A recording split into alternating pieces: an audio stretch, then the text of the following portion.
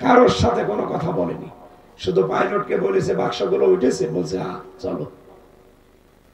কাউকে যে বলে যাবে বলতে পারতো না যে পলক চলে গেলাম, কিছুই বলে না। আমার নাম্বারটা জোগাড় করে বলতে পারতো না যে হামজা 3 বছর জেল খাটা, আমার নামে মামলা দিয়েছে, আমি নাকি আনসারুল্লাহ বাংলা টিমের প্রধান। ও সাথে যে কি আমি জানি। ঘরে শুয়েছিলাম, ধরে নিয়ে এসে থানায় দিল। এখান থেকে এই যে রিমান্ড, এই যে মামলা একটার পর একটা। আমার বাবার কাছে বলে যে টাকা দেন, নাই দে মামলা আরো দেব। ও তো গ্রাম্য মানুষ, ভয়তে টাকা দিয়ে দেয়, এক একবারে 8 লাখ 10 লাখ। আর আমি যে আকিস গ্রুপে ছিলাম, এদের কাছে নিয়েছে 32 লাখ। এত টাকা নিলেও শয়তানরা কথা ঠিক রাখে না, পরের দিন আবার মামলা দিয়েছে। আর মামলা দিলেই তো ওদের লাভ, কারণ যে যত বেশি মামলা দিতে পারে তার প্রমোশন নাকি তত বেড়ে যায়। আমার মামলার আয়ু এখন পালিয়ে বেড়াচ্ছে। সেদিন আমারে কল দিয়েছিল, বলছো হুজুর মাফ করে দিয়ে। বলছে মাফ করে দেবো, আগে টাকা ফেরত দেব। কি কথা বলেন না কেন? মাফ করে দেব, টাকাগুলো ফেরত দেন।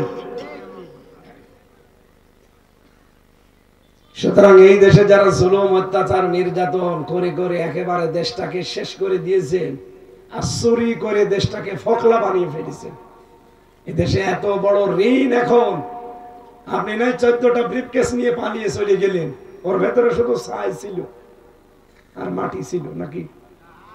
আপনারা জানেন না, আমার দেশ পত্রিকা রিপোর্ট দিয়েছে, হাসিনা যাবার সময় 14টা ব্রিফকেস নিয়ে গেছে, কারোর সাথে কোনো কথা বলেনি, শুধু পাইলটকে বলেছে বাক্সগুলো উঠেছে, বলছে হ্যাঁ চলো।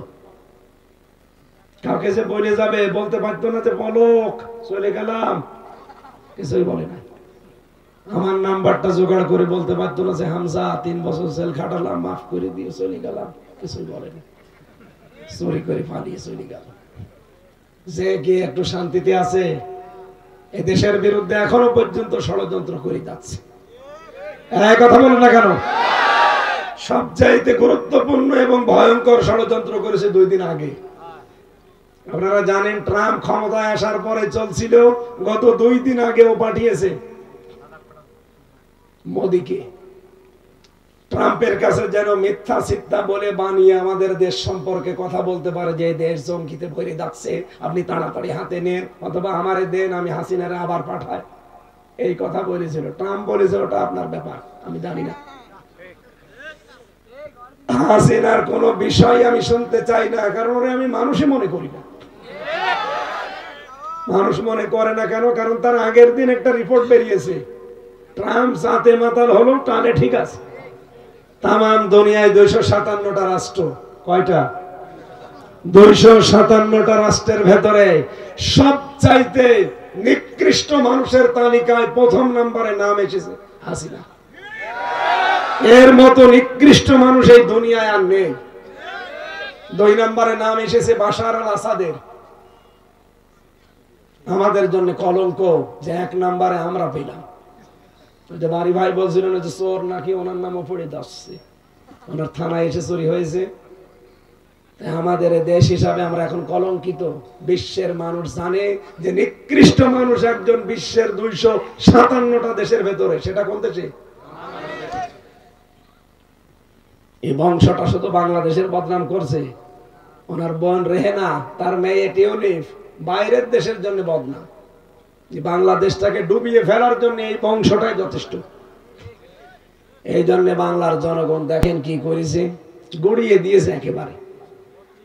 ম্যাডাম খালেদা জিয়াকে আপনি এক কাপড়ে 40 বছর বসবাস করা বাড়ি থেকে বের করে দিয়েছেন। ম্যাডাম ওই দিন যে কান্না কেঁদেছিল, সামাম দুনিয়া ওনার কান্না দেখে কেঁদেছে। কথা বলেন না কেন? আমি শহীদ জিয়াকে ভালোবাসি, কারণ তার নামের আগে মানুষ এমনি উচ্চারণ করলে কি বলে? শহীদ বলে। এই শব্দটাকে খেলা করার জন্য? এত গুরুত্বপূর্ণ শব্দ আল্লাহ জাত তার নামে দেয় না। কই বঙ্গবন্ধুর নামে তো কেউ বলে না শহীদ বঙ্গবন্ধু, বলে? আমার মনে হয় আরো এই কথা বলে যে বঙ্গবন্ধুরে ওইভাবে মারা ঠিক হয়নি, ওরে কোপানোর দরকার ছিল। আমি এইটা শুনেছি একজনের কাছে যে হুজুর ওইভাবে ওরে মারা ঠিক হয়নি, ওরে টুকরো টুকরো করলে ভালো হতো। আল্লাহ রাতকে বানিয়েছেন পোশাক, পোশাকের কাজ কি? ঢেকে রাখা। এই যে অন্ধকারে ঢেকে যায় তামাম দুনিয়া, কেন জানেন?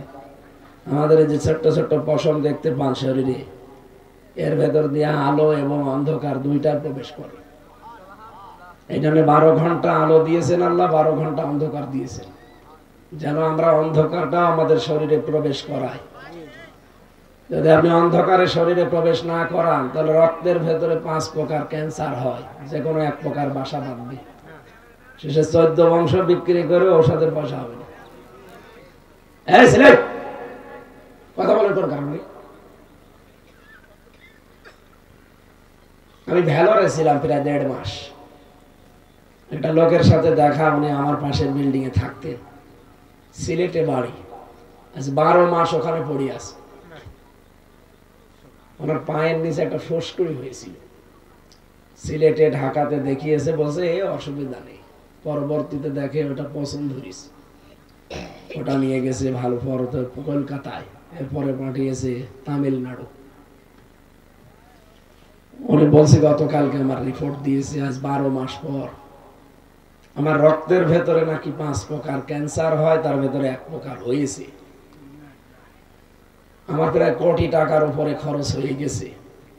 ডাক্তারও বলেছে মাত্র আর খুব বেশি হলেও 90 দিনের বেশি আর লাস্টিং করবে না, কারণ রক্তের যেটা চলাচল করা দরকার, 5 কেজি রক্ত আমাদের শরীরে আছে, এটা 126 মাইল বেগে চলাচল করছে সারা শরীরের ভেতরে, এটা বাধাপ্রাপ্ত হয়ে গেছে। এটা মাথার ভেতরে ফ্রন্টাল লব দিয়েছেন আল্লাহ, অক্সিপিটাল লব দিয়েছেন, প্যারাইটাল লব দিয়েছেন, মোটর কর্টেক্স দিয়েছেন, সেন্সরি কর্টেক্স দিয়েছেন, বাক শক্তি দিয়েছেন। 70,000 জিনিস মাথার ভেতরে, সব তার দিয়ে আল্লাহ কন্ট্রোল করছে, যেটা আমরা রগ বলি, রগ। এটা যদি একটু অকেজ হয়ে যায়, তাহলে আপনি পাগল হয়ে যাবেন। এই যে ঘুম হয় না যাদের, তাদের এটা ড্যামেজ হয়ে যাওয়ার সম্ভাবনা বেশি। এই জন্য 3 দিন একাধারে যদি আপনার ঘুম না আসে, আপনি পাগল হয়ে যাবেন। ঘুমটা দুনিয়ার কেউ দিতে পারে? এটা আল্লাহর নিজের দায়িত্বে। হ্যাঁ, আপনি সিটাচ্ছিন খাবেন, কষিয়াম খাবেন, ঘুমের বড়ি খাবেন, আপনাকে দুর্বল করে কিছুক্ষণ পরে আবার তুলে দেবে, কারণ ঘুম এটা আল্লাহ নিজে তৈরি করেছে। ঘুমটা দিয়েছেন আল্লাহ 8টা ঘন্টা মানুষের শরীরকে সুস্থ রাখার জন্য। এই যে রাতের বেলা নবীজি এশার নামাজ পড়ে এই গুরুত্বপূর্ণ কাজ শেষ হয়ে গেলেই ঘুমিয়ে পড়তেন, আবার ওই রাতে উঠতেন, কারণ রাতের অন্ধকার গুলো যেন তার শরীরে প্রবেশ করে। আমরা সারাদিন আলোতে থাকি, রাতের বেলা যদি লাইটের আলো, মোবাইলের আলো, টেলিফোনের আলো, এরপর কম্পিউটারের আলো দিয়ে আমরা জ্বালিয়ে রাখি, তাহলে অন্ধকার ভেতরে ঢুকবে না। এই রোগটা হওয়ার সম্ভাবনা কিন্তু বেশি। উনি আমারে বলছিল, হুজুর আজকে খ্রিস্টান এই ডাক্তার নিমপল পাল না কি যেন নাম বলছিল, এই লোকটা আজকে রিপোর্ট দিয়েছে। উনি ওখানে কোরআনের আয়াতের 2টা ইংরেজি, এটা পড়লাম, এইটাও ছিল, আমি আরবিতে ইংরেজিতে পড়লাম। এটা আল্লাহ বলেন আমি রাত বানিয়েছে পোশাক। পোশাক যেমন জড়িয়ে থাকে রাতের সাথে, মানুষ যেন জড়িয়ে থাকে। অথচ আমি দিনের বেলা যেমন আলোতে থাকতাম, রাতের বেলা মোবাইলের আলো, কম্পিউটারের আলো, লাইট জ্বালিয়ে ঘুমাতাম। এই জন্য আমার শরীরে অন্ধকার আসে নাই, এই কারণে রক্তে এই ক্যান্সারটা প্রবেশ করেছে। এই জন্য আমরা রাতের এই সিস্টেমটা যেন না পাল্টায়। বাংলাদেশের এমন কোন জেলা নেই যা আমি যাইনি। আমি যেহেতু আকিস গ্রুপের খতিব, এই কারণে ওরা বহু দেশে আমারে নিয়ে গেছে। সকালে আমাদের কর্মজীবন নেই, কি করে খাবেন আপনি? এইটা শোনা যদি ফরজ হয়, কর্মজীবন কি ফরজ? ফাইজা কুদিয়াতিস সালাতু ফান্তাশিরু ফিল আরদি ওয়াবতাগু মিন ফাদলিল্লাহ। নামাজ যখন শেষ হয়ে যায় আর ঘরে বসে থাকবা না, যাও জমিনে ছিড়িয়ে পড়ো, আল্লাহর রিজিক তালাশ করো। নামাজ পড়াও ফরজ, কাজ করাও কি। সুতরাং এরকম সিস্টেম আমাদের এই সিরাজগঞ্জ, পাবনা, নাটোর, এই বগুড়া, এই 4-5 জেলায় আমি দেখতে পাই, অন্য জেলা এগুলো নেই। আল্লামা সাইদি সাহেব সারা জীবন কোরআনের কথা বলিস, সর্বোচ্চ রাত 9:30-10টায় শেষ। কেন? তার মাহফিলে মানুষ হতো না? কেন আপনি তার নিয়মটা পালন করতে পারেন না? তাফসীরুল কোরআন মাহফিল লিখে দিয়েছেন, এটা তো তার তৈরি করা। আমাদের উপমহাদেশে তাফসীর মাহফিল নাম শুনলে আমরা জানি এটা বানিয়েছে আল্লামা সাঈদী। সে যেই নিয়মে করেছে আপনি সেই নিয়মে করবেন, এত রাতে চলবেন কোন কারণে? মানুষের মেধায় কথা ধরার একটা লিমিট আছে। এই যে বললাম ফ্রন্টাল লব যেটা কাজ করছে, আপনি কম্পিউটার এখানে ভেড়ান, আপনাকে আমি সব দেখাবো। এই জন্য বিশ্বের যত দেশ আছে, 1 থেকে মাস্টার্স পর্যন্ত যত বিশ্ববিদ্যালয় আছে, সব জায়গায় ক্লাস হয় 45 মিনিট। কয় মিনিট? আপনি ঘুমিয়ে পড়েছেন না? কয় মিনিট? কেন? যারা বিশ্ববিদ্যালয় ক্লাস নেয় আপনি জানেন তাদের জ্ঞানের গভীরতা। আমার বিশ্ববিদ্যালয় স্যার আমি কিছু পেয়েছি আল কোরআনের, যেগুলো রিয়াদ থেকে মিশর থেকে এসেছিল। এদের মেধা, এদের যোগ্যতা, এদের এক একটা শব্দের উপরে গবেষণা এত বেশি। 45 মিনিট না, 45 ঘন্টা যদি ক্লাস নাই কেউ উঠবে না, কিন্তু 45 মিনিটের পরে ওনারে আর থাকতে দেবে না, আবার আর এক স্যার এসে ওনারে বের করে দেবে। কেন? কারণ বিজ্ঞান এই ক্লাসরুম যেগুলো সাজানো হয় সাবজেক্ট আকারে, এই মাথায় কথা ধরার একটা লিমিট থাকে। 45 মিনিটের পরে যে কথাই বলবেন আগেরটা মুছে যাবে। কথা বুঝতেছেন? আমরা যেহেতু ক্লাস আকারে কথা বলি, চিল্লা পাল্লা করে আন্দাজে উল্টা পাল্টা করে সাপের কাহিনী মাছের কাহিনী না, কোনো লাভ নেই। তাফসীর মাহফিল লিখেছেন, আমি আধা ঘন্টা বলবো, 1 ঘন্টা বলবো, কিন্তু তাফসীর আকারে যেন কিছু শিক্ষা বের করতে পারি। আজকের মাহফিল তো এই উদ্দেশ্যে দিয়েছেন না লোক দেখানোর জন্য। আশা করছি যা দেব এখান থেকে ডেলিভারি, এটা যেন আপনি রিসিভ করে বাড়ি নিয়ে এসে আমল করতে পারে। আগামী থেকে অনুষ্ঠান রাত 10টার ভেতরে শেষ করে দেবে। মাগরিব থেকে এশা পর্যন্ত একজন শেষ, এশার পরে একজন তুলে দেবেন, রাত 10টায় মাহফিল শেষ। বাংলাদেশে সবচাইতে বড় তাফসীর মাহফিল হয় চট্টগ্রামে প্যারেড ময়দানে। এবার আমি ছিলাম 4র্থ দিন, তাদের রাত 9:30টায় মাহফিল শেষ। এখানে কয়জন মানুষ হয়েছে? ওখানে 15 লক্ষ মানুষ ছিল। আপনি টের পাচ্ছেন? এখানে তো 1 লক্ষ হবে না, 10,000 মানুষই হবে না। 15 লাখ মানুষ, 3-4 কিলোমিটার জায়গা লাগে। সেখানে যদি রাত 9:30টায় অনুষ্ঠান শেষ করে দিতে পারে, আপনারা তাদের চাইতে বড় অনুষ্ঠান করে ফেলেছেন। আগামী থেকে আশা করছি আমার এই কথাগুলো রাখবেন, এবং এটা রেকর্ড হচ্ছে, সারা বাংলাদেশে যাচ্ছে। আগামী অনুষ্ঠানে যদি কাউকে আমাকে নিয়ে আসেন কোন জেলায়, আমি সাইদি সাহেবের মতো নিয়ম করে দিয়েছি, রাত 9:30টায় 10টায় মাহফিল যেন শেষ হয়ে যায়। যদি পারেন এই নিয়ম নিয়ে আনবেন, না হলে আমার দাওয়াত দেওয়ার দরকার নেই। খালি বাড়ি ভাইয়ের মুখের দিকে তাকিয়ে আমি এখনো জেগে আছি, আমার এখন ঘুমিয়ে পড়ার কথা। 3টা বছরে জালেমরা এমন কোন অত্যাচার নেই, টর্চার নেই আমার শরীরে করে নাই। মাথার চুল থেকে পা পর্যন্ত 1 ইঞ্চি জায়গা ফাঁকা নেই। আমার জামা কাপড় আমি খুলতে পারি না, খোলা পড়ে আছে। এই যে দেখছেন না কিরকম লাগছে, রেস্টে থাকার দরকার আমার। ডাক্তারও বলেছে মুখে টেপ মেরে রাখবেন, কিছু চাইলে লিখে দেবেন। এরপরেও 2টা-3টা করে অনুষ্ঠান প্রতিদিন। আপনাদের শুধু এই দাওয়াত নেওয়া আছে বলে আশা লাগছে। এই দাওয়াতটা অনেক আগে নেওয়া, আজকে না আসলে বাড়ি ভাইকে আপনারা গালি দিতেন। গালি দিতেন না? বলতেন একটা সিটার বাটপার, অথচ আমি তো পারছি না। জালেমরা আমার সব শেষ করে দিয়েছে। আপনারা এখন আয়না ঘরে চেয়ার দেখতে পান, ওটা কারেন্টের শর্ট দেওয়া চেয়ার, ওটা দিলে এভাবে লাফায়। আর আমি মিনি আয়না ঘরে যেখানে ছিলাম 10 দিন, ওই চেয়ারে বসালে ওটা লাফায় না, ওটা ঘরে।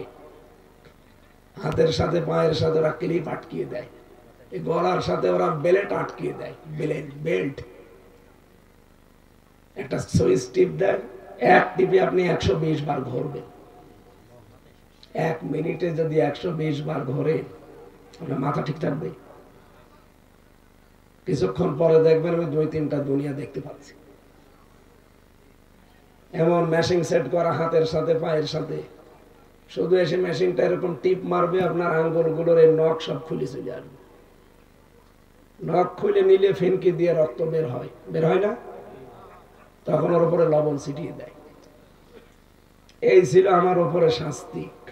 11 ঘন্টা মাজায় দড়ি লাগিয়ে টাঙিয়ে রেখেছি, যে কথা বলতে পারছে এটা আল্লাহর শুকরিয়া। আমার সামনে কত মানুষ মরে গেছে, বের করে নিয়ে চলে গেছে। আমি তো ভাবিও না যে আমি আবার বাইরে যাব। এখন আমার যে চলছে এটা বোনাস লাইফ না, মাইক আমার মন মতো হচ্ছে না, টন ঠিক করে না, আওয়াজ বাড়িয়ে দেন, কানের দিকে মাইক দরকার আরো ঘুরিয়ে দেন, বাইরে আওয়াজ দেওয়ার দরকার নেই। এমনি গলা বসে গেছে, জোরে চাপ দিলে আর কথা বলতে পারবো না।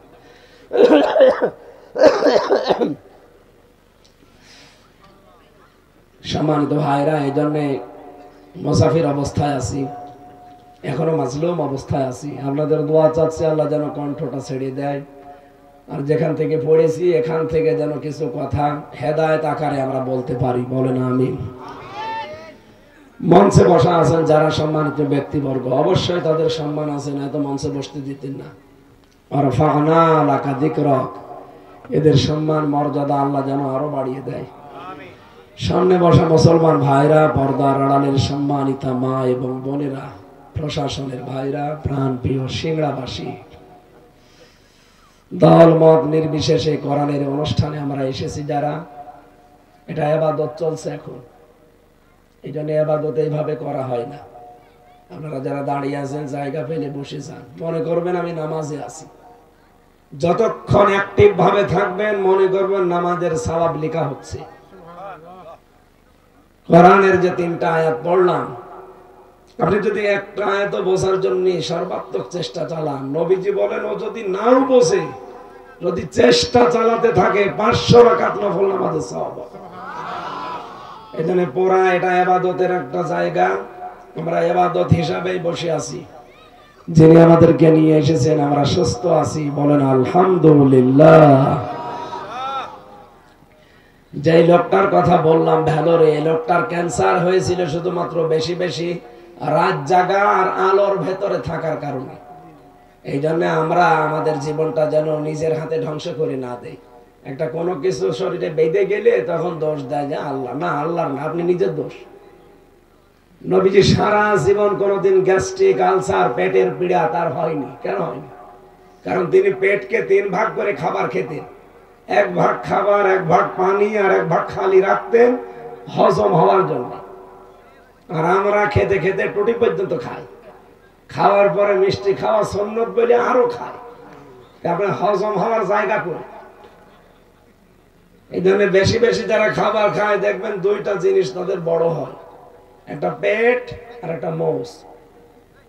এত বড় বড় পেট হয়, মহিলারা লজ্জা পায় পেট দেখে। আল্লাহ, ছেলে মেয়ে হয় আমাদের আর পেট হয় এর, আখেরি পেট।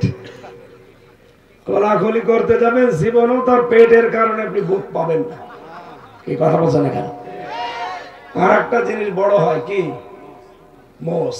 বলেন, আপনি দেখবেন এমন বড় বড় মোষ হয় জেনারেল ওসমানের মতো। আমি কুষ্টিয়ার বড় বাজার একজনকে পেয়েছিলাম, দেখি যে ওর মোষ সাদা। কি গো, কালকে দেখলাম মোষগুলো কালো কুচকুচে, আজকে সাদা। বললাম চাষা, কালকেও তো মোষ কাঁচা ছিল, আজকে পাকলো কি করি? বলছে দুধ খেতে যে সর লেগেছে। কি বড় মোষ, চিন্তা করেছেন? দুধ খেতে যে সর লেগেছে ও টের পাই। এই জন্য খাবারের আগে যদি 3টা সুন্নত আপনি পালন করতে পারতেন, জীবনও আপনার পেট বুকের উপরে বড় হতো না। পৃথিবীর কোন নবীর পেট বড় ছিল না, সবার বুক ছিল বড়, পেট ছিল ছোট। এই জন্য তারা সত্যের সামনে বুক পেতে দিতে পেরেছিলেন। আমাদের তো বুক নেই, শুধু পেট, এই জন্য পালিয়েছে।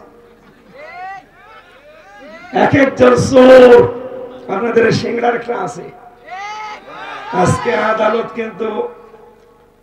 আদালত আজকে রায় দিয়েছে, ওনার যত স্থাবর অস্থাবর যত সম্পদ আছে আপনাদের এলাকা মিলে সারা বাংলাদেশের বিভিন্ন জায়গায় সব রাষ্ট্রীয় কোষাগারে যেন জমা দেওয়া হয়। সুবহানাল্লাহ, ঠিকই বলেছে। কারণ উনি যা করেছে সুবহানাল্লাহ বলারই দরকার। এখন দোয়া চাই। আমি সেদিন কোর্টে হাজিরা দিতে গিয়েছিলাম, দোয়া করে। কিসের দোয়া আপনার? হ্যাঁ, এই সিংড়া মাহফিল ছিল আমার, ওই শয়তান আমার আসতে দেয়নি।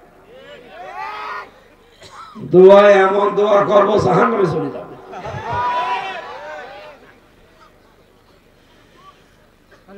এই যে পাবনা পাশের জেলা, নাটোরের পরে পাবনা না, রূপপুর যে পারমাণবিক কেন্দ্র হয়েছে, এখান থেকে ৭৬,০০০ কোটি টাকা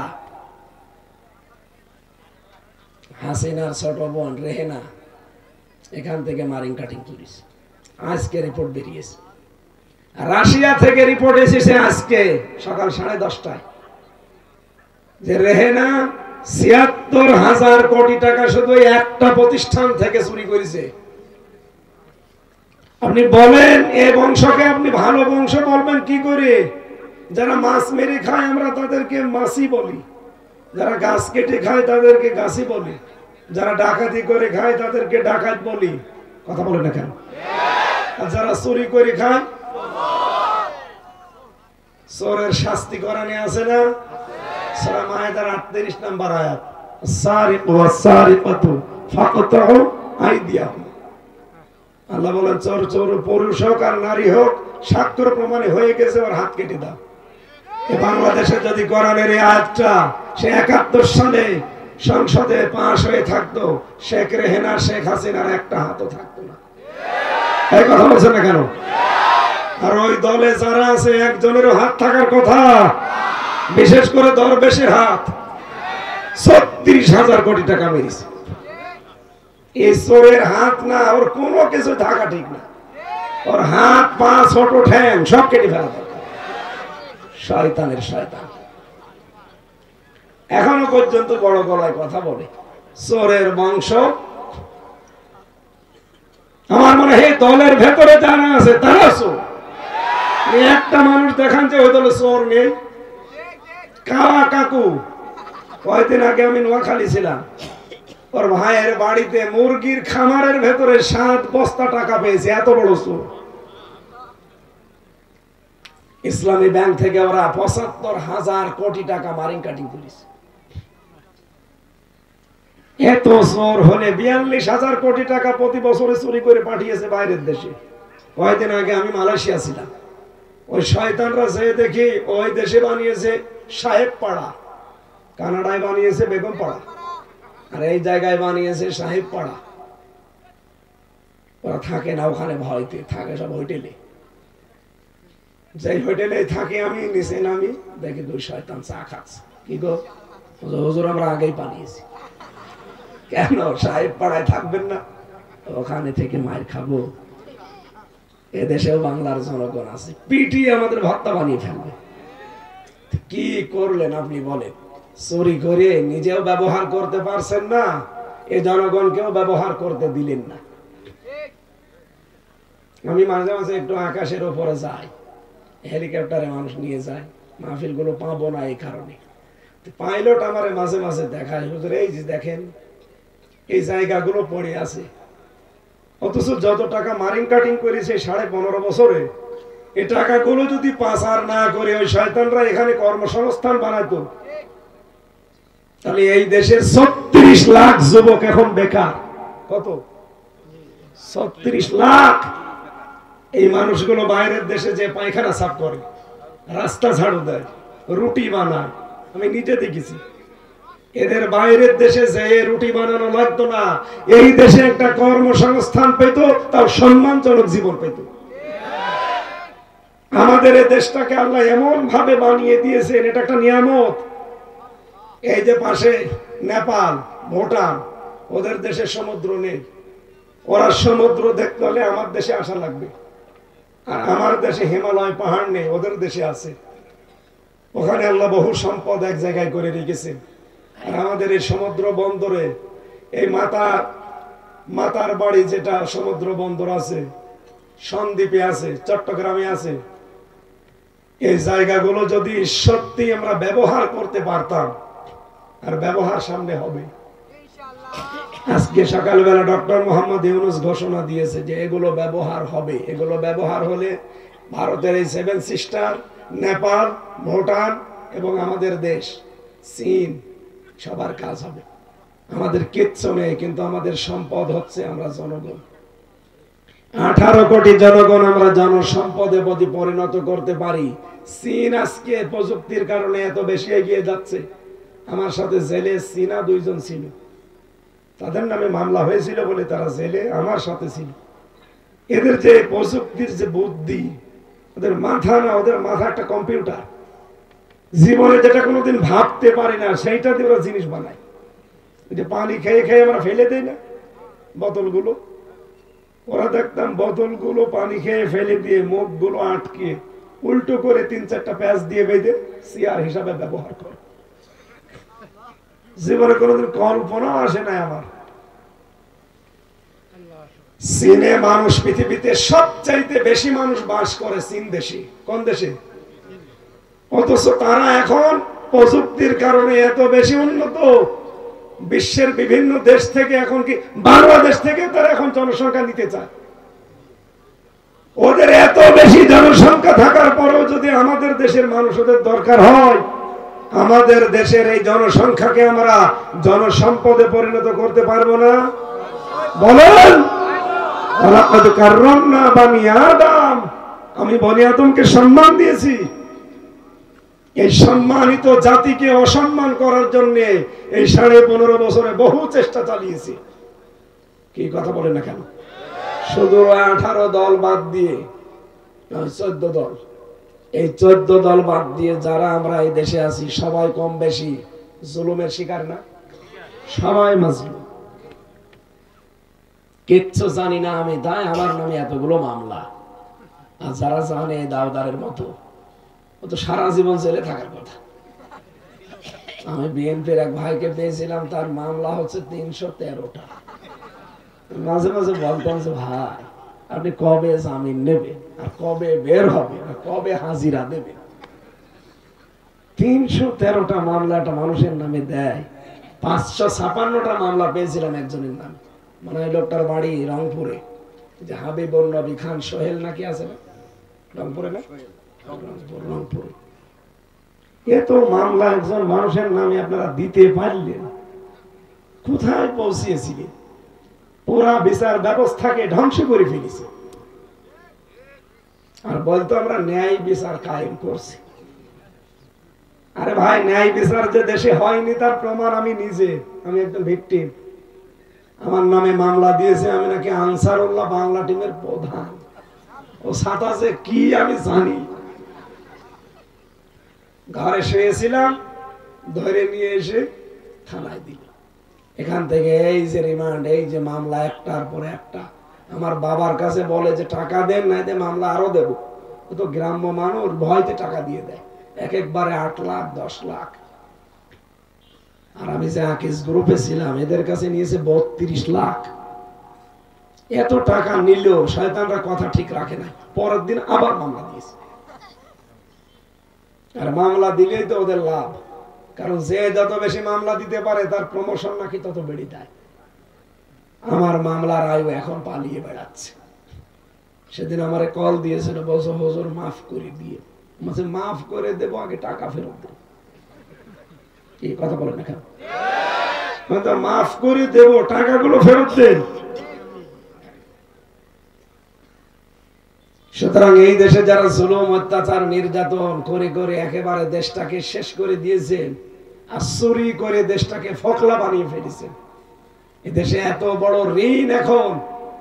আপনি নাই 14টা ব্রিফকেস নিয়ে পালিয়ে চলে গেলেন, ওর ভেতরে শুধু ছাই ছিল আর মাটি ছিল নাকি?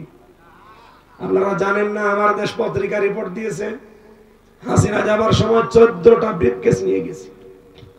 কারোর সাথে কোনো কথা বলেনি, শুধু পাইলটকে বলেছে বাক্সগুলো উঠেছে, বলছে হ্যাঁ চলো।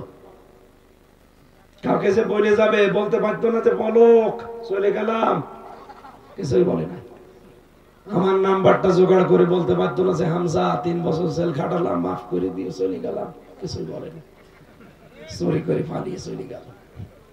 যে কি একটু শান্তিতে আছে? এই দেশের বিরুদ্ধে এখনো পর্যন্ত ষড়যন্ত্র করে যাচ্ছে। এই কথা বলেন না কেন? সবচাইতে গুরুত্বপূর্ণ এবং ভয়ঙ্কর ষড়যন্ত্র করেছে 2 দিন আগে। আপনারা জানেন, ট্রাম্প ক্ষমতায় আসার পরে চলছিল, গত 2 দিন আগেও পাঠিয়েছে মোদিকে। ট্রাম্পের কাছে যেন মিথ্যা চিত্তা বলে বানিয়ে আমাদের দেশ সম্পর্কে কথা বলতে পারে যে দেশ জঙ্গিতে ভরে যাচ্ছে, আপনি তাড়াতাড়ি হাতে নেন অথবা আমারে দেন, আমি হাসিনারে আবার পাঠাই। এই কথা বলেছিল ট্রাম্প, বলেছিল ওটা আপনার ব্যাপার, আমি জানি না। হাসিনার কোন বিষয় আমি শুনতে চাই না, কারণ ওরে আমি মানুষই মনে করি না। মানুষ মনে করে না কেন? কারণ তার আগের দিন একটা রিপোর্ট বেরিয়েছে, ট্রাম্প জাতে মাতাল হলো, টানে ঠিক আছে। তাম দুনিয়ায় 257টা রাষ্ট্র, কয়টা? 257টা রাষ্ট্রের ভেতরে সবচাইতে নিকৃষ্ট মানুষের তালিকায় প্রথম নম্বরে নাম এসেছে হাসিনা। এর মতো নিকৃষ্ট মানুষ এই দুনিয়ায় আর নেই। 2 নম্বরে নাম এসেছে বাশার আল আসাদের। আমাদের জন্য কলঙ্ক যে 1 নম্বরে আমরা পেলাম। যে বাড়ি ভাই বলছিলেন যে চোর নাকি ওনার নামও পড়ে যাচ্ছে, ওনার থানায় এসে চুরি হয়েছে। আমাদের দেশ হিসাবে আমরা এখন কলঙ্কিত। বিশ্বের মানুষ জানে যে নিকৃষ্ট মানুষ একজন বিশ্বের 257টা দেশের ভেতরে, সেটা কোন দেশে? এই বংশটা শুধু বাংলাদেশের বদনাম করছে। ওনার বোন রেহেনা, তার মেয়ে টিউলিপ, বাইরের দেশের জন্য বদনাম। বাংলাদেশটাকে ডুবিয়ে ফেলার জন্য এই বংশটাই যথেষ্ট। এই জন্য বাংলার জনগণ দেখেন কি করেছে, গড়িয়ে দিয়েছে একেবারে। ম্যাডাম খালেদা জিয়াকে আপনি এক কাপড়ে 40 বছর বসবাস করা বাড়ি থেকে বের করে দিয়েছেন। ম্যাডাম ওই দিন যে কান্দা কেঁদেছিল, সামাম দুনিয়া ওনার কান্না দেখে কেঁদেছে। কথা বলেন না কেন? আমি শহীদ জিয়াকে ভালোবাসি, কারণ তার নামের আগে মানুষ এমনি উচ্চারণ করলে কি বলে? শহীদ বলে। এই শব্দটাকে খেলা করার জন্য এত গুরুত্বপূর্ণ শব্দ আল্লাহ জাত তার নামে দেয় না। কই বঙ্গবন্ধুর নামে তো কেউ বলে না শহীদ বঙ্গবন্ধু বলে। আমার মনে হয় আরো এই কথা বলে যে বঙ্গবন্ধুরে ওইভাবে মারা ঠিক হয়নি, ওরে কোপানোর দরকার ছিল। আমি এইটা শুনেছি একজনের কাছে যে হুজুর ওইভাবে ওরে মারা ঠিক হয়নি, ওরে টুকরো টুকরো করলে ভালো হইতো। কিন্তু শহীদ জিয়া, জিয়ার নাম শুনলেই মানুষ শহীদ বলে। ওনার নামে আমি মসজিদে নামিরা, আরাফাতের ময়দানের পাশে একটা মসজিদ আছে, সেখানে ওনার নাম ধরে কাবার ইমাম দোয়া করছিল। আমি ওই সময় হজে ছিলাম। বলেছিল শহীদ জিয়াউর রহমান, এর বাংলাটা বলছে, আরবিতে উনি দোয়া এটা করছিল। বাংলা অর্থ এই যে আরাফাতের ময়দানে লক্ষ লক্ষ নিম গাছ লাগিয়েছে এই লোকটা, হাজার হাজার মানুষ তার ছায়া পায়। আল্লাহ তুমি শহীদ জিয়াউর রহমানের মাথার উপরে তোমার আরাফাতের মতো কুদরতের ছায়া দিয়ে ঢেকে রাখো। এটাকে বাংলাদেশের মানুষ শুধু আমিন বলেছে ওই দিন? তাম দুনিয়ার যত হাসি সব ওই দিন বলেছে আল্লাহুম্মা আমিন। এই জন্য শহীদ জিয়া নাম শুনলেই দোয়া চলে আসে। আপনাদের পাশের জেলায় বাড়ি বগুড়া। আল্লাহ রাব্বুল আলামিন তাকে শাহাদাতের মর্যাদা যেন দান করেন। তার একটা সন্তানও মারা গেছে, আরাফাত। আল্লাহ আরাফাত ভাইকেও কবরে যেন মাফ করে দেন। আর একজন যেহেতু পরবাসী হয়ে পড়ে আছে, জুলুম অত্যাচার নির্যাতনের শিকার হয়ে, আল্লাহ তাকেও যেন দেশে ফিরিয়ে আনার তৌফিক দেন। আমরা দেশটাকে আবার সাজাতে চাই। দেশটা শেষ হয়ে গেছে ভাই। আপনি এক পরিবার যদি এক প্রতিষ্ঠান থেকে ৭৬,০০০ কোটি টাকা চুরি করে, দেশটার কিছু আছে? কিচ্ছু নেই, সব শেষ করে দিস। এখন এই দেশে কেউ জন্ম নিলে তার মাথার উপরে ১,১০,০০০ টাকা ঋণ। এত বড় বিশাল বোঝা দিয়ে উনি ওখানে স্বামীর বাড়িতে আরামে আছে। আরে স্বামী স্ত্রীর সম্পর্ক কিন্তু আমরা মানি না, কারণ দাদা হচ্ছে ফুল হাতা আর আমরা হাফ হাতা। দাদা ফুল হাতা না? এক কথা বলে না কেন? দাদা এখন যদি বিয়ে করতে চাই তাহলে মুসলমানি দেওয়া লাগবে। আর দাদার যে বয়স, এ বয়সে মুসলমানি দিতে গেলে আপনি হাজাম পাবেন কোথায়? কথা বলছেন না কেন? এই বয়সে মুসলমানি দিতে গেলে হাজাম লাগবে না? সে হাজাম কোথায় পাবেন? বুড়ো হাজাম লাগবে।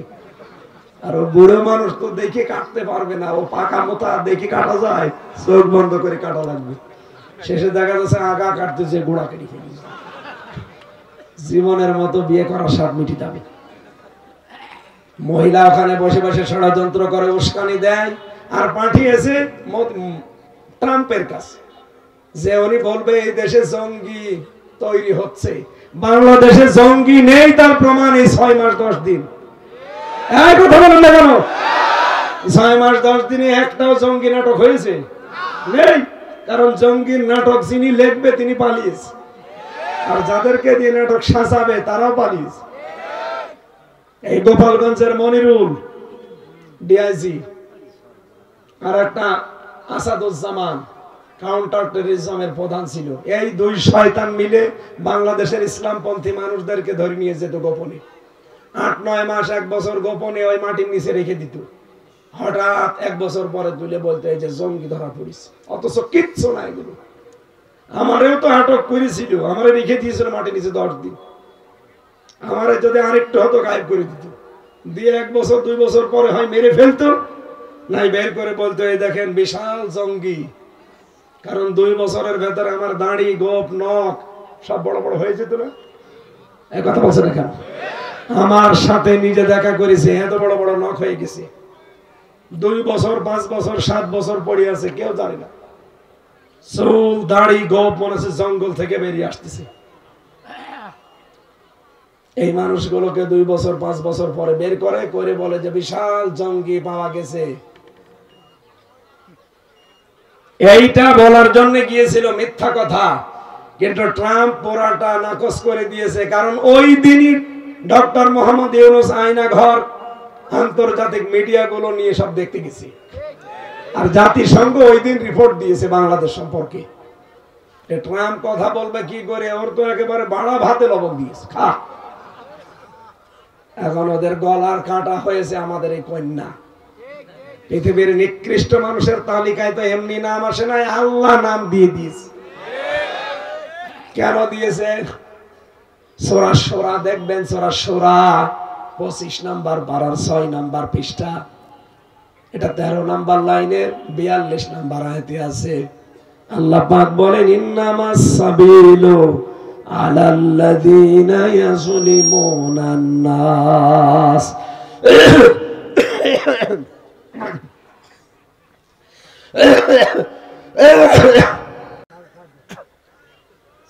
হবে না, গলার উপরে এখন রেল গাড়ি যাওয়ার দরকার, তাছাড়া ভালো হবে না। না তাই হবে না চাচা, বেকার দিয়ে লাভ নেই। আমি খেয়ে দেখেছি, মাইকটা আমার মন মতো হয়নি। মাইকে আওয়াজ টোকা দিলে বাঁচবে, আর কে ছাড়া মাইক দিয়েছে। বাড়ি ভাইয়ের মাহফিল আর নেওয়া যাবে না। এনার যাই হোক আর কিছু ঠিক আছে, কিন্তু মাইকটা আমি এক জায়গায় 3টা মাহফিল করলাম, একটা মাইক ভালো পাইনি। আমার গলাটা আরো নষ্ট হয়ে যাচ্ছে এই কারণে। এই জন্য আপনি আর মাহফিল আমার নেওয়ার দরকার নেই। আমি এক জেলায় 1টা 2টা করে আসবো, একেবারে যারা ভিআইপি এদের এই যেখানে সেখানে যে বাদাম বেচা মাইক নেয়, নিয়ে আমার কণ্ঠ, বুক সব ব্যথা করে ফেলে। মাহফিলের আয়োজন তো দেখে ভালো লাগছে, কিন্তু মাইক কি নিয়েছেন আপনারা? খেজুরতলা বাজারের মাইক। কেন জেলা শহরে মাইক পাওয়া যায় না? যাদের পাওয়ার আছে রওশনের সাথে মতো মাইক নিয়েছে। সম্মানিত ভাইরা, না আমি হচ্ছে না ভাই, আওয়াজ থাকলে আরো বাড়ান, নাই তো আমি শেষ করে দিচ্ছি। বললাম রিভাব দেন, আছে রিভাব আছে, রিভাব দেন। পোশাক পায়খানার বিড়ি খাওয়া ছাড়া কেউ যেতে পারবেন না। না, বিড়ি যদি কেউ খেতে চান, খেয়ে আবার যেন চলে আসে। চলে আসবেন তো? চলে আসবেন। আমাদের এই রাজশাহী, রংপুর, এরপরে বরিশাল, খুলনা এইসব বিভাগে একটু সমস্যা বিড়ি নিয়ে। চট্টগ্রাম, সিলেটে কিন্তু এত ঝামেলা নেই, ওখানে ইমাম সাহেব বিড়ি খায়। এই কারণে বললাম যে বিড়ি খাওয়ার নেশা যদি খুব বেশি হয়, খেয়ে আবার চলে আসবে। হাসিনার কথা আমি এই জন্য বলছি, আমি নিজে ভিকটিম তো, কারণ আমার উপরে বাস গাড়ি গেছে, এই জন্য মুখ দিয়ে বের হচ্ছে। এখানে আওয়াজ করবেন না। আল্লাহ রাব্বুল আলামিন বলেন, আমি নিজে মামলা দায়ের করব তাদের বিরুদ্ধে যারা মানুষ হয়ে মানুষের উপরে জুলুম করে।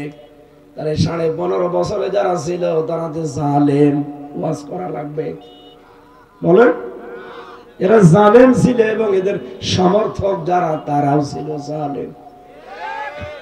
এই জন্য এরা কিন্তু হামজার মামলার আসামি না, এরা সরাসরি আল্লাহর মামলার আসামি। আল্লাহ রাব্বুল আলামিন এদেরকে মাফ করবেন না, কারণ তিনি নিজেই মামলার বাদী। মামলার বাদী যত বড় হয়,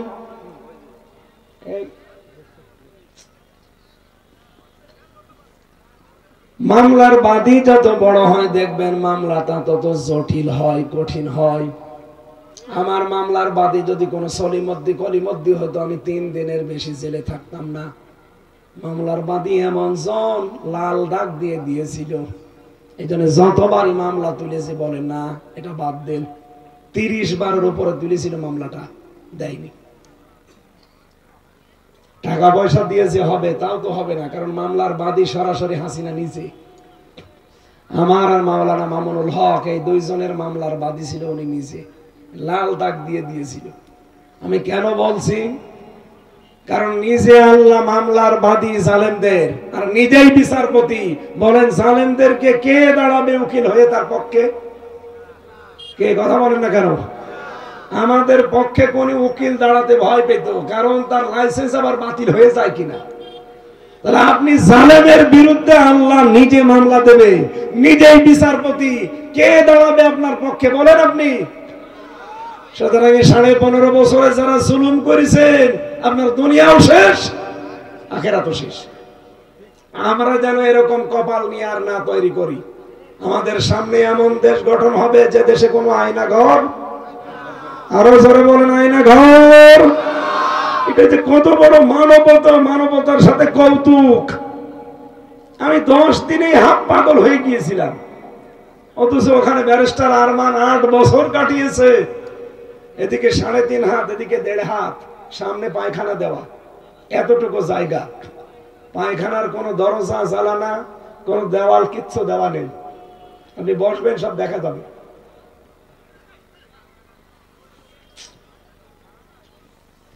দেড় মিনিট তাও সময় দেয়, 1.5 মিনিট থেকে 2 মিনিট টয়লেট করার জন্য, এর ভেতরে বের হওয়া লাগবে।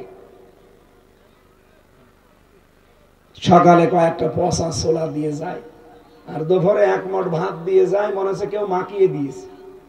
আবার পায়ের সাথে শিকল বাঁধা থাকে। আমার সাথে মাওলানা ফখরুল ছিল, উনি আমারে বলছিল যে ভাই আপনার সাথে কি করেছে আমি জানি না, আমার এই পায়ের ভেতরে এভাবে হাত দিয়েছে, এভাবে হাত দিয়ে সামনে যে লোহার ব্যারিকেড দেওয়া খাঁচা, ওই খাঁচার সাথে আটকিয়ে তালা লাগিয়ে দিয়েছে। 1-2 মিনিট, 5 মিনিট, 1 ঘন্টা পরে খুলে দিয়ে না, বছরের পর বছর আটকিয়ে রাখে। আমি দেখতাম আমার সাথে ফাঁসির ওই কন্ডেম ছেলে লোকটা ছিল, এমনি এদিক 3.5 হাত, এদিকে 1.5 হাত, বলেন আমার নিজেরই শোয়ার জায়গা নেই। আর উনি হাত পা ছেড়ে দিয়ে দেখতাম এভাবে 60 পা। আরে ভাই এভাবে থাকেন, আমি থাকবো কোথায়? বলে হামজা এইভাবে থাকা যে কত বড় নিয়ামত। মানুষ যে শুয়ে থাকে, আমি নিজে টের পাচ্ছি যেটা কত বড় আল্লাহর নিয়ামত শুয়ে থাকা। আমি 3 বছর শুতে পারিনি এইভাবে, 3টা বছর 24 ঘন্টা বসে কাটিয়েছি। মানুষ এত নিচে নামতে পারে ক্ষমতার জন্য।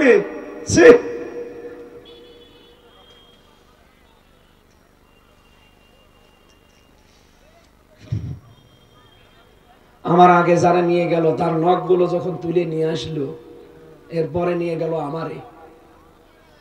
আমি তো চিন্তা করেছিলাম আমার নখ মনে হয় একটাও থাকবে না।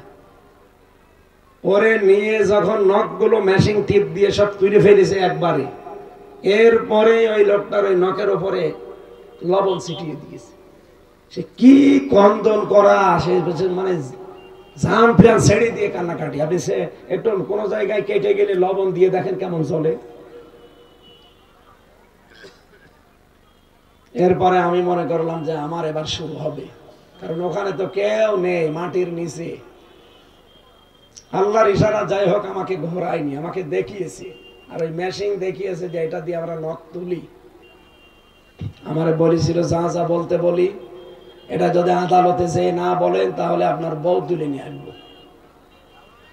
ওদের তো চরিত্র নেই, ওরা তুলে নিয়ে আসতো। কারণ দায়িত্বে যে কয়টা ছিল অফিসার, সঞ্জয় দত্ত, দেবদুলাল, সুব্রত বালা, আশিক কুমার, এদের সব আল্লাহর ওলির নাম বলছি না? এদের কাছে কোনো আলেম সালেম আছে? এরপরে সিসি ক্যামেরা দিয়ে রাখতো 24 ঘন্টা, আমি যেন কারোর সাথে কথা বলাবো না। এইরকম কঠিন পরিস্থিতি তৈরি করে কি করলেন আপনি? কিছুই করতে পারেননি। নিজে এখন নিজের বাপ দাদার দেশে থাকতে পারলেন না। এই জন্য যে যা করেছিলেন অতটুকু শোধ আল্লাহ দুনিয়ায় তার উপরে তুলবে। এই জন্য আমরা এমন কোন কাজ যেন সামনে না করি 5 বছর পরে আমার বাড়ি আবার আযাবুল বুলডোজার নাজিল হয়।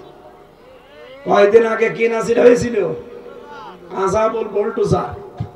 এটা সামনে যেন আর নাজিল না হয় এমন কাজ আমরা আঞ্জাম দেব ইনশাআল্লাহ। আমরা তেলাওয়াত করেছিলাম সূরা আরাফ।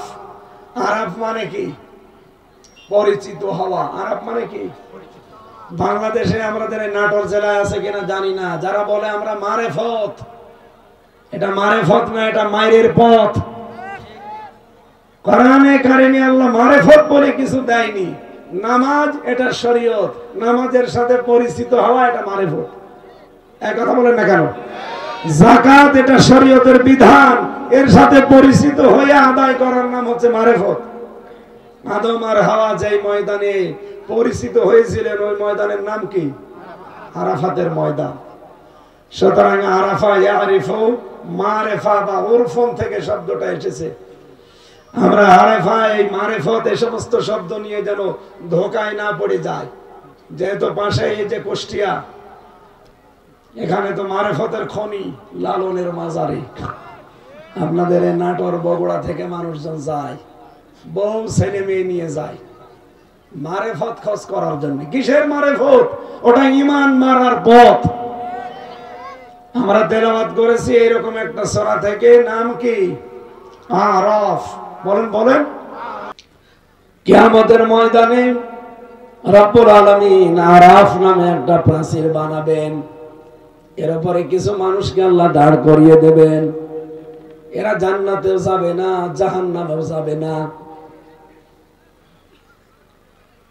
সাহাবী প্রশ্ন করলেন, হে নবী, এরা জাহান্নামে যাবে না, এরা জান্নাতেও যাবে না, কতদিন এখানে থাকবে আর কেন জান্নাতে যাবে না? বিশ্বনবী বলেন, এরা জান্নাতে যাবে না এই কারণে এদের সব ঠিক ছিল, কিন্তু মা বাবার সাথে আচরণ ভালো ছিল না। বাংলাদেশে নেই? অনেক ভালো মনে হয় দেখতে, কিন্তু মা বাবার সাথে কথা বলে না। মা বাবার সাথে যে খরচ দেওয়া দরকার, তাদের খেদমত করা দরকার, এটাও করে না। আমার ভাইরা, এই যে আরাফ নামক স্থানে আমার আল্লাহ যাদেরকে রেখে দিয়েছেন জান্নাতে দিচ্ছেন না, আপনি নিজের সাথে মিলান তো। আপনি আবার আরাফে যে বসবেন না তো। মা বাবার সাথে যাদের সম্পর্ক ভালো নেই, সামর্থ্য থাকার পরও যারা তাদের খোঁজ খবর নেন না, খরচ দেন না, তাদের খেদমত করা হয় না। আপনি নামাজ পড়তে পারেন, রোজা রাখতে পারেন, ইবাদত বন্দেগী অন্যগুলো করতে পারেন, আপনি কিন্তু জান্নাত পাবেন না। নবীজি বলেন, এদেরকে আল্লাহ জাহান্নামও দিচ্ছে না। সাহাবী বলেন, হে নবী, এদেরকে আল্লাহ জাহান্নামে দেবে না কোন কারণে? কি গো,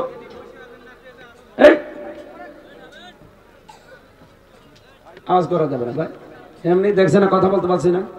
এদিকে তাকান। যার খুব বেশি ঝামেলা চলে যাক, কিন্তু কথা বলা যাবে না, নিস্তব্ধ হয়ে যাবে একদম। যতটুকুই বলছি শুনি যান। এই লোকটা জাহান্নামে যাচ্ছে না, জান্নাতেও যাচ্ছে না। জাহান্নামে যায় না কেন? কারণ এই লোকটা সারা জীবন আর যাই করুক ইসলাম কায়েমের জন্য আন্দোলন করেছে। এই জন্য দিন কায়েমের আন্দোলনে যারা থাকবে, আল্লাহ আর যাই করুক তাদেরকে জাহান্নামে দেবে না। এই কথা বোঝেন আমার?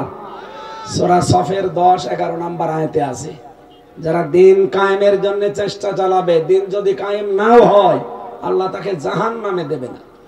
আর মা বাবার সাথে আচরণ খারাপ, এ কারণে আল্লাহ তাদের জান্নাতেও দিচ্ছে না। নবীজি কিন্তু হাদিসের শেষে এটা বলেননি যে রে আল্লাহ দেবে কোথায়।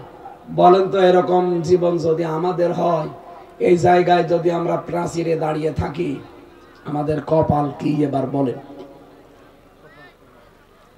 এরকম কারো যেন কপাল পোড়া না হয়। আমরা এখান থেকে শিক্ষা নিয়ে মা বাবার সাথে আচরণ যতটুকু সম্ভব, যদিও অনেক পরিবারে আজ সম্ভব হচ্ছে না বর কারণে। এক কথা বললেন না? হাজারো পরিবারে শুধু বউর কারণে সন্তান পারে না তার মা বাবার হক আদায় করতে। আমি নিজে একজন স্বামী, এখানে যত স্বামী বসে আছে প্রত্যেকটা স্বামী আমরা চাই আমার বিয়ের পরে মা বাবা আমাদের সাথে থাকবে, কিন্তু 100 জনের 80 জন বউ এটা চাই না। এই কথা বলেন না কেন? খালি বলে দে আলাদা হয়ে যান, ও বুড়ো বুড়িকে বাদ দিয়ে দেন, বড় ছেলের কাছে দিয়ে দেন, অথবা বাইরে দাঁড়িয়ে দেন, বৃদ্ধাশ্রমে দিয়ে আসেন, এগুলো বলে না? কার বউ এরকম মন ছোট বলে? হাত তোলেন তো। এই এলাকায় এখনো শুরু হয়নি। এই বিলের ভেতরে এরকম বউ আর কোথা থেকে পাবে? সম্মানিত মা বোন যারা বিভিন্ন জায়গায় বসে আছেন, শুধু নামাজ পড়া রোজা রাখা কালো বোরকা পরা ইবাদত না, শ্বশুর শাশুড়িকে নিজের মা বাবার মতো মনে করাও ইবাদত। বলেন বলেন। নবীজি বলেন কোন স্ত্রী যদি চায় যে আমার স্বামীর হায়াত আরো বেড়ে যাক, আমার স্বামী আরো বেশি দিন বেঁচে থাকুক, তার সম্পদ, তার প্রভাব প্রতিপত্তি, তার মান সম্মান আরো বেড়ে যাক, সেই স্ত্রী যেন তার স্বামীকে বারবার বলে, স্বামী তুমি যাই করো রক্তের সম্পর্কগুলো ঠিক রাখো। একজন মানুষের সাথে সবচেয়ে বেশি রক্তের সম্পর্ক কার? মা বাবার। বলেন বলেন। মা বাবার সাথে যেহেতু সম্পর্ক আমাদের সবচাইতে বেশি, তাহলে বউ তো আমাদেরকে এ উদ্বুদ্ধ করা দরকার যে স্বামী যা করো মা বাবা যেন ভুলে যেও না। মা বাবার পরে আমাদের সম্পর্ক বেশি আমার ভাই আর বোনের সাথে। কথা বলে না কেন? সেই ভাই বোনের সাথে এই বউর কারণে আমার সম্পর্ক আজ খারাপ। এক মায়ের পেটে জন্ম নিয়ে আমার বোনের সাথে আমি আজ 3 বছর কথা বলি না। কার কারণে? বউর কারণে। এই কথা বললে না কেন? এরকম পরিবার দেশে নেই। এই জন্য নামাজ দিয়ে রোজা রেখেও আপনি জান্নাত যেতে পারবেন না যদি রক্তের সম্পর্ক ঠিক আপনার না থাকে। অনেকে মনে করে এইটা আর কি এ দুনিয়ার বিষয়, কে বলেছে আপনাকে? এগুলো সব ইবাদত। আর এই কারণে আপনি জান্নাতেও যেতে পারছেন না, যেহেতু ইসলামী আন্দোলন করতেন, দিন কায়েমের জন্য আপনার চেষ্টা, এই জন্য আল্লাহ জাহান্নামও দেবে না। যদি এখানে দাঁড়িয়ে থাকেন কি হবে? আপনার জান্নাত নেই জাহান্নাম নেই। থাকেন এই প্রাচীরে দাঁড়িয়ে। এই আরাফ থেকে আমরা তেলাওয়াত করেছি আলিফ লাম মিম সাদ, এটা হরফে মুকাত্তাত। রব্বুল আলামিন বলেন কিতাবুন উনসিলা ইলাইকা, হে নবী এই কিতাব আমি আপনার প্রতি নাযিল করেছি, ফালা ইয়াকুন ফি সাদরিকা হারাজুম মিনহু, এটা দিয়ে যখন মানুষদেরকে সতর্ক করবেন তখন আপনার মনের ভেতরে যেন কোনো সংকীর্ণতা, দ্বিধা, দ্বন্দ্ব, ভয়, ভীতি, সন্দেহ এগুলো কাজ না করে। অযিকরা লিল মুমিনিন, কোরআন মুমিনদের জন্য উপদেশ। বলেন সুবহানাল্লাহ। এই আয়াতের ভেতরে যে হারাজুন আছে, এই শব্দের আমরা 2টা ব্যাখ্যা পেয়েছি তাফসিরে। পৃথিবীর প্রতিটি জিনিসের কিন্তু একটা না একটা নিয়ম আছে, না নেই? কোরআনে কারীম আমরা আপনার সামনে উপস্থাপন করব, এর একটা নিয়ম আছে না? এটা তো আর কনসার্ট না যে লাভ দিলাম না। কিভাবে মানুষের সামনে কোরআনে কারীম উপস্থাপন করা লাগে এটা 1500 বছর আল্লাহ আগে আমাদের শিখিয়ে দিয়েছেন। এই যে হারাজুন শব্দটা মাঝে এই জন্য লাগানো আছে। 1 নাম্বার ব্যাখ্যা হারাজুনের এই, নবী আপনি যখন কোরআন থেকে কথা বলতে যাবেন, এমন মানুষ আপনার সামনে বসে আছে যারা আপনার বক্তব্য না বোঝার কারণে মন খারাপ করতে পারে। এরকম মানুষ দেশে নেই? 2 নম্বরে আপনি কোরআনের ব্যাখ্যা যখন দেবেন, যে এলাকায় কোরআনের তাফসীর করবেন ওই এলাকা থেকে এমন এমন ইবাদত মানুষ করে, আবহমান কাল থেকে হয়তো এই নিয়ম নীতি চলে আসছে। আপনি যখন কোরআনের ব্যাখ্যা করবেন ওই বানানো ইবাদত চলবে না। কথা বোঝেন না? আপনারা ঘুমাচ্ছেন। বাংলাদেশে বহু বানানো ইবাদত আছে, মানুষ বানিয়েছে ইবাদত গুলো। আমি নিজে ছোট্ট এই মেধা দিয়ে পেয়েছি প্রায় 34টা বানানো ইবাদত বাংলাদেশে চলছে। মানুষ বানিয়ে বানিয়ে এগুলো ইবাদত মনে করে চালিয়ে দেয়। কোরআনের তাফসীর করলে এগুলো একটাও টিকবে না। নবী আপনি দেখবেন ওই সময় যারা আপনাকে নিয়ে গেছে ওই মানুষগুলো মন খারাপ করবে যে কারে নিয়ে আসলাম। আমি একবার ঝিনাইদহ গিয়েছিলাম যখন বিশ্ববিদ্যালয়ে পড়তাম, ওই 13-14 সালের দিকে। এক দরবারে নিয়ে গেছে আমারে, আমি জানতাম না ওটা পীরের দরবার। যে আমারে বলছে হুজুর শিরিকের বিষয়ে কথা বলবেন। আমি শিরিকের যত প্রকার আছে সবগুলো বের করলাম। শিরিক বিজাত, শিরিক বিসিফাত, শিরিক বিল ইখতিয়ার, শিরিক বিল হুকুক, এভাবে 120 প্রকার। ও আল্লাহ, যে দেখি ওই জায়গায় পীর সাহেবকে মহিলারা সেজদা দিচ্ছে। মেজাজ গেল খারাপ হয়ে, উঠেই শুরু করলাম ওই আয়াত দিয়ে, ইন্নাল্লাহা লা ইয়াগফিরু আইয়ুশরাকা বিহি ওয়া ইয়াগফিরু মা দুনা যালিকা লিমান ইয়াশা। আল্লাহ সব গুনাহ মাফ করবে, কিন্তু শিরিকের গুনাহ বলেন বলেন 15 মিনিটও হয়নি, পীর সাহেব ওখান থেকে চিল্লাচ্ছে, তাড়াতাড়ি ওরে নামা, আমার দরবার গেল। আমি তো তাফসীর করছিলাম কোরআন দিয়ে, আপনার দরবার তো টিকবে না, কারণ এখানে শিরিক চলছে। কারণ সেজদা আল্লাহ বাদে কাউকে দেওয়া জায়েজ। আরো জোরে বলেন। এই জন্য কোরআনের তাফসীর করতে গেলে এমন এমন নিয়ম নীতি ওই দেশে চালু করা আছে যেগুলো কোরআনের সামনে টিকবে না। তখন ওই মানুষগুলো আপনার প্রতি মন খারাপ করবে, আপনার প্রতি রাগ করবে, আপনার হাদিয়া তোফা নরনিয়াজ বন্ধ হয়ে যাবে। হেনবে আপনি কোনো দিকে তাকাবেন না, কোরআনের সঠিক কথাগুলো স্পষ্ট ভাষায় তুলে ধরবেন। ওয়াযিকরা লিল মুমিনিন, কোরআন মুমিনদের জন্য উপদেশ। আমরা কি মুমিন না? আরো জোরে বলেন। রব্বুল আলামিনের পরের আয়াতে জানিয়েছেন, ইত্তাবিউ, তোমরা সবাই মিলে অনুসরণ করো, মা উনজিলা ইলাইকুম মির রাব্বিকুম, তোমাদের রবের পক্ষ থেকে যেটা তোমাদের উপরে নাযিল করা হয়েছে। ওয়ালা তাত্তাবিউ মিন দুনিহি আউলিয়া, কোন আল্লাহ ছাড়া কাউকে অভিভাবক হিসাবে গ্রহণ করার দরকার নেই। কলিলাম মা তাতাযাক্কারুন, আফসোস কোরআনের মূল বক্তব্য শোনার পরে অল্প কিছু মানুষ মেনে নেবে, অধিকাংশ মানুষগুলো দেখবেন মুখ ফিরিয়ে চলে যাবে। সুতরাং আজকে থেকে সিদ্ধান্ত নেওয়া লাগবে, শুধু আমির হামজারা না, ইত্তাবিউ বহু বছর, তোমরা সবাই মিলে অনুসরণ করো। এ নির্দেশ কার? এখান থেকে আজকে সিদ্ধান্ত নিতে পারবেন না যে দল মতের বাইরে আগে দেখবো যে কোরআন আছে কিনা। আমরা অনুসরণ করতে চাই সবাই মিলে কিসের? আরো জোরে বলেন। এই জন্য আগামীর বাংলাদেশ হবে কোরআনের বাংলাদেশ। এক কথা বলে না কেন? 56,000 বর্গ মাইল যদি এইটা দিয়ে চলে, মিনি জান্নাত হয়ে যাবে। আপনি টের পাচ্ছেন না? তাই কোরআন দিয়ে চললে যে জান্নাত হয়, যে সমস্ত দেশে আংশিক কোরআনের নিয়ম চলে, আপনি তাকান, পৃথিবীতে এখন পূর্ণাঙ্গ কোনো জায়গায় নেই। আফগানিস্তানে আছে আংশিক, আপনি তাই যে দেখেন কি শান্তি সেখানে এখন। যদিও বিশ্বের অনেকে এখনো সাপোর্ট করে নাই, আমাদের এই দেশটাও যদি 500 আয়াত আছে কোরআনের, শরীয়তের বিধান, এটা যদি আমরা ব্যক্তি, পরিবার, সমাজ আর রাষ্ট্রে কায়েম করে দিতে পারতাম, এদেশে চুরি হতো না, ডাকাতি হতো না, জেনা হতো না, ছিনতাই হতো না। এই নাটোর থেকে এখন কুষ্টিয়া পর্যন্ত যেতে আমার মনের ভেতরে সব সময় চিন্তা, কখন না জানি ডাকাতি ধরে।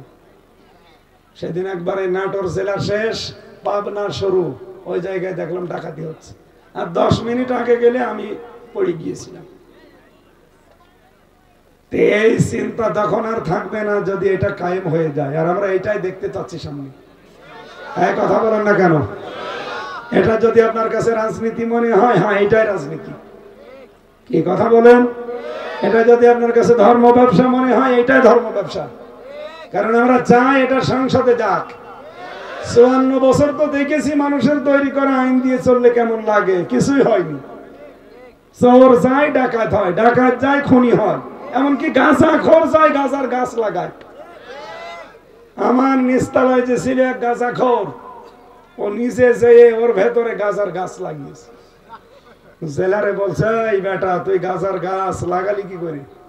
বলছে, স্যার আমি ওই যে মামলার হাজিরা দিতে গিয়েছিলাম, আমার তো বন্ধু বান্ধব আছে বাইরে, ওরা গাঁজার বীজ দিয়েছিল, ওইটা আমি মুখের ভেতরে টোপলা করে নিয়ে এসেছিলাম। ম্যাশিংয়ে ধরা পড়েনি।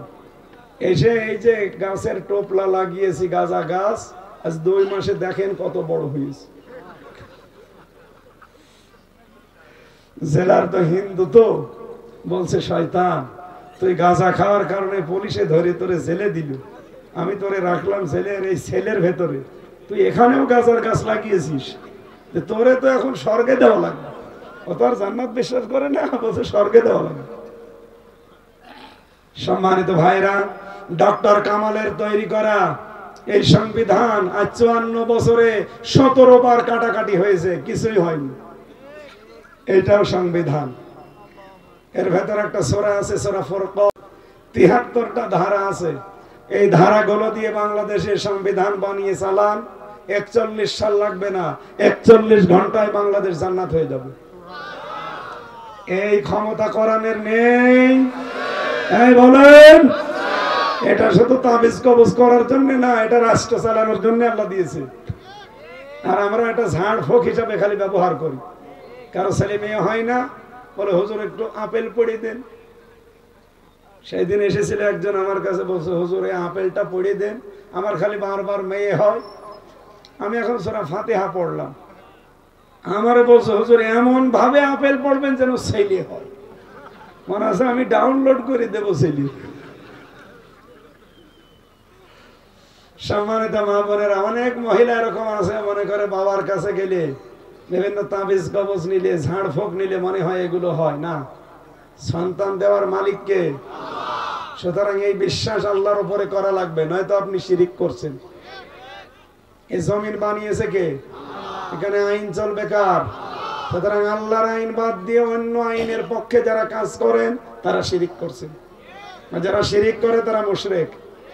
এই কথা বলেন না কেন? এই যে সবে বরাত চলে গেল, সামনে সবে কদর আসতেছে। সবে বরাত বলেন, সবে কদর বলেন, 2 প্রকার মানুষকে বাদ দিয়ে আল্লাহ সবাইকে মাফ করে দেয়।